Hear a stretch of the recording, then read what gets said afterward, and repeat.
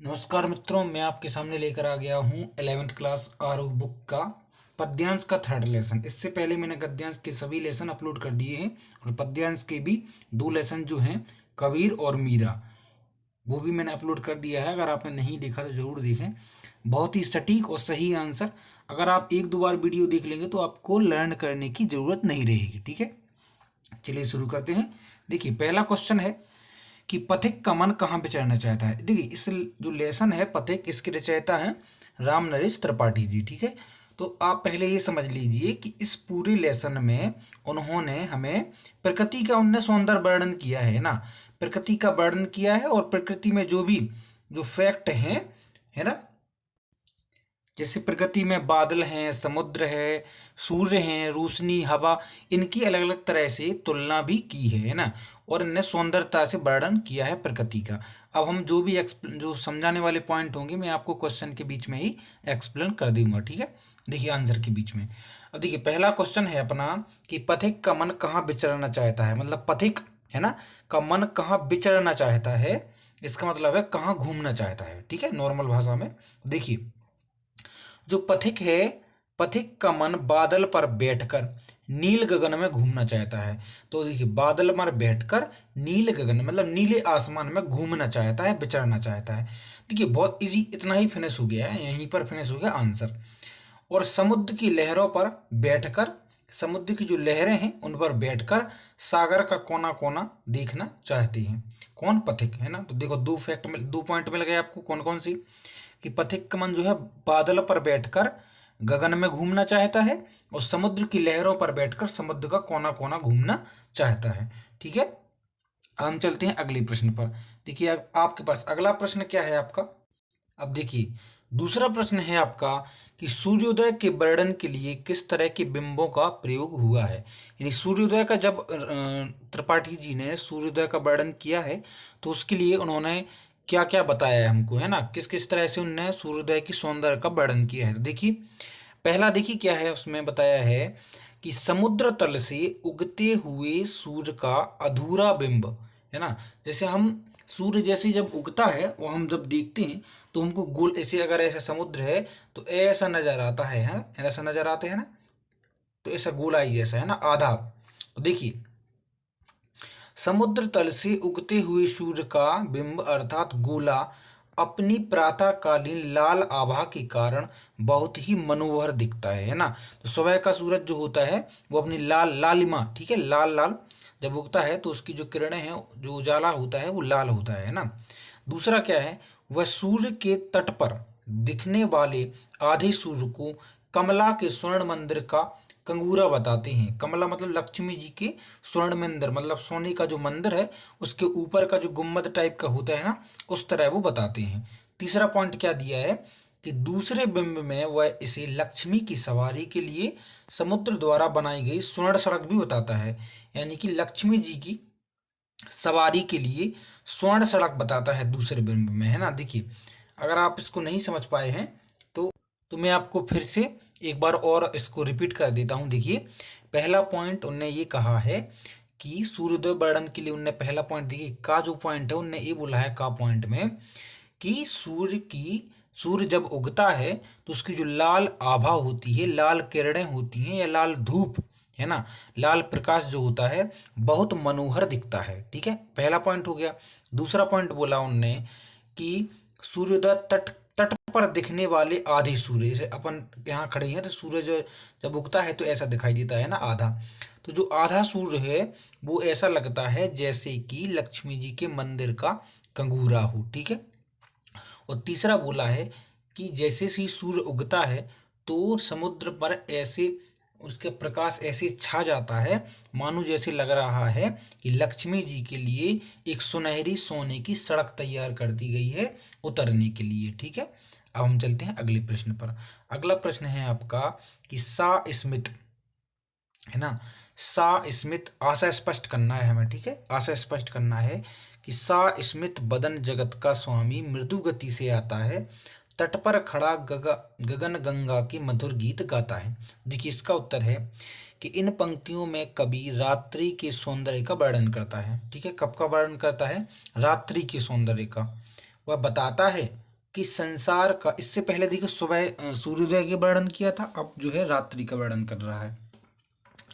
वह बताता है कि संसार का स्वामी मुस्कुराते हुए धीमी गति से आता है, याद रखना है ना, संसार का स्वामी मुस्कुराते हुए धीमी गति से। तो संसार का स्वामी किसे बताया है? सूर्य को, ठीक है। तथा तट पर खड़ा होकर आकाश गंगा के मधुर गीत गाता है, ठीक है। अब देखिए दूसरा क्या है, कैसी मधुर मनोहर उज्ज्वल है यह प्रेम कहानी, जी में है अक्षर बन इसकी, बनु विश्व की बानी। देखिए इसका उत्तर है कि कवि कहता है कि प्रकृति के सौंदर्य की प्रेम कहानी, यानी प्रकृति के सौंदर्य की प्रेम कहानी, ओके, प्रकृति की, है ना, प्रकृति मतलब चारों ओर का वातावरण, लहर, तट, तिनके, पेड़, पर्वत, आकाश और किरण पर लिखा हुआ अनुभव किया जा सकता है ना, यानी कि प्रेम कहानी को अनुभव किया जा सकता है किसके? प्रकृति के। कवि की इच्छा है कि मन को हरने वाला उज्जवल प्रेम कहानी का अक्षर बने और संसार की वाणी बने, यह प्रकृति का अभिन्न हिस्सा बनना चाहता है, ठीक है। मतलब कि जो प्रकृति की जो प्रेम कहानी है, सौंदर्य है, इसका वर्णन है, वो अपने शब्दों में लोगों को बताना चाहता है, सुनाना चाहता है, जिससे कि वह कह रहा है कि मैं भी क्या करूं, मैं भी इस प्रकृति का एक अभिन्न हिस्सा बनूं, ठीक है। अब देखिए अगला प्रश्न क्या है आपका, अगला प्रश्न है, कविता में कई स्थानों पर प्रकृति को मनुष्य के रूप में दिखाया गया है, तो हमें वह बताना है कि कहाँ कहाँ दिखाया गया है और किस तरह से। तो देखिए पहला उन्होंने बताया है, पहला देखिए का, कि पहला पद है इस तरह से कि प्रतिक्षण नूतन वेश बनाकर रंग बिरंग निराला, रवि के सम्मुख थिरक रही नभ में बारिद माला। देखिए यहाँ कवि ने सूर्य के सामने बादलों को रंग बिरंगी वेशभूषा में थिरकती नर्तकी के रूप में दर्शाया है, किसको? बादलों को, ठीक है। ये सूर्य को प्रसन्न करने के लिए नए नए रूप बनाते हैं, तो बादलों को नर्तकी के रूप में दिखाया है, तो ये की हो गया है ना। दूसरा देखो, रत्नाकर गर्जन करता है, तो समुद्र की गर्जन की बात कही है, यह गर्जना ऐसी प्रतीत होती है मानो कोई वीर अपनी वीरता का हुंकार भर रहा है, ठीक है। देखिए इस तरह से उनने, अब देखिए और अगला क्या है,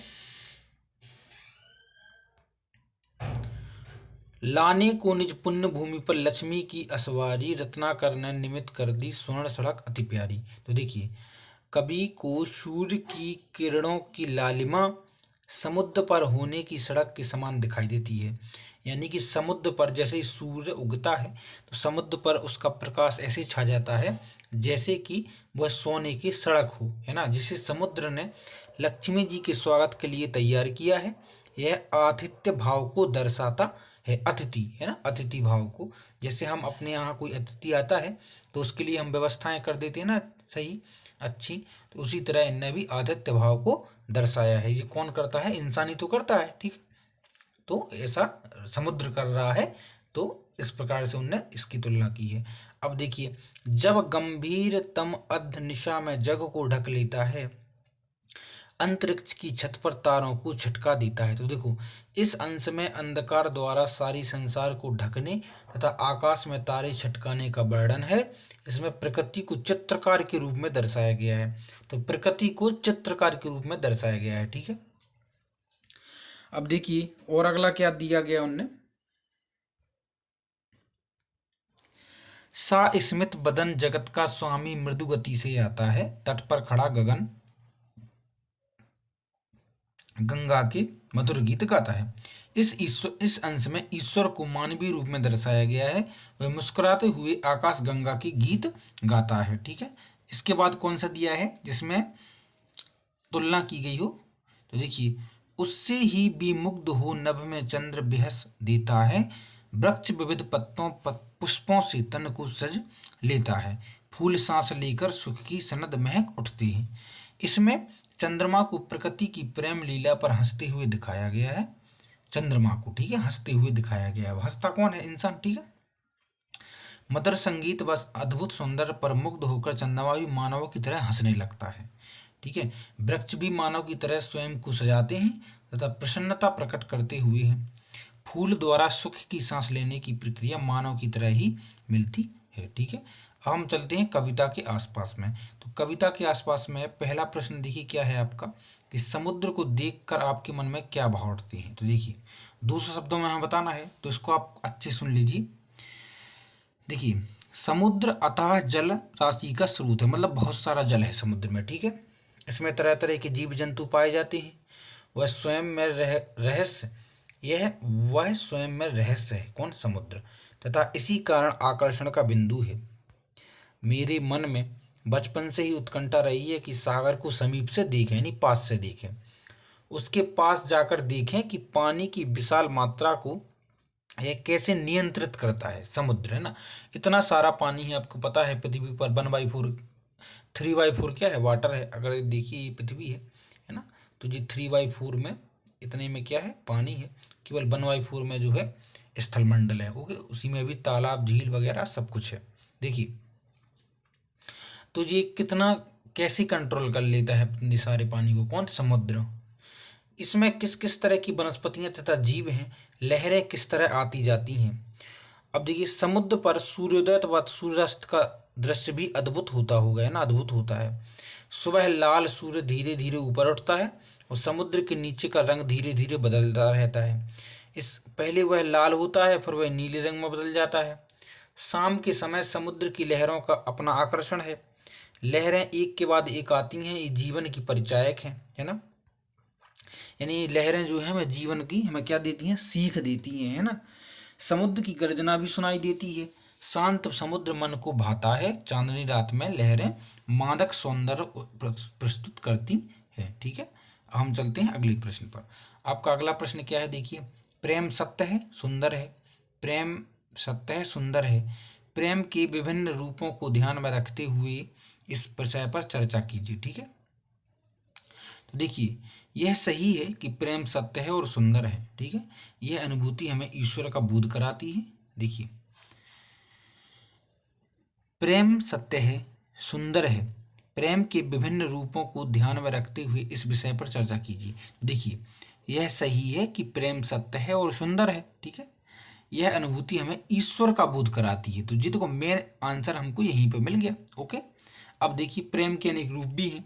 देखिए माँ का प्रेम, है ना, देश प्रेम, प्रेयसी प्रेम, मानव प्रेम, सहचरणी प्रेम, प्रकृति का प्रेम और बाल प्रेम, ठीक है। अब इस पर कोई चर्चा करना है तो आप इस पे देखिए। अब हम सीधे आ जाते हैं थर्ड क्वेश्चन पे, ठीक है, उसकी कविता के आसपास वाली पे, थर्ड पे, ठीक है। अब देखिए वर्तमान समय में हम प्रकृति से दूर होते जा रहे हैं, इस पर चर्चा करें और लिखें कि प्रकृति से जुड़े रहने के लिए क्या कर सकते हैं। देखिए यह सही है कि वर्तमान समय में हम प्रकृति से दूर होते जा रहे हैं, ठीक है। आज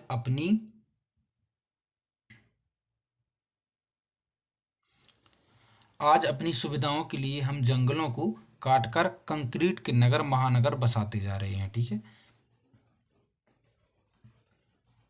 रोजगार के लिए चारों तरफ से लोग यहाँ आकर छोटे छोटे घरों में रहते हैं। यहाँ रहने वाला व्यक्ति कभी प्रकृति के संपर्क में रहा ही नहीं, उन्हें धूप छाया वर्षा ठंड आदि का आनंद नहीं मिलता। वे लोग गमलों में प्रकृति प्रेम को दर्शा लेते हैं। कौन, कहाँ पर रहने वाले इंसान, शहरों में रहने वाले इंसान, ठीक है। यह स्थिति बेहद चिंताजनक है। प्रकृति से जुड़े रहने के लिए हम निम्नलिखित कार्य कर सकते हैं। देखिए आजकल आपने खुद देखा होगा कि जो ट्रेडिशनल वो जो मॉडर्न ज़माना आ गया है, इसमें टेक्निकली लोग ज़्यादा लुप्त रहते हैं ना, जैसे मोबाइल हुआ सब कुछ इसमें, और कोई भी प्रकृति या इस तरह से पे ध्यान नहीं दे पाता है। तो ऐसा इसलिए ये प्रश्न दिया गया है जिससे कि आप लोगों को थोड़ा समझ में आए, ठीक है, और थोड़ा आप लोग भी ध्यान दें। कम से कम एक एक पेड़ तो कम से कम लगाएं, है ना।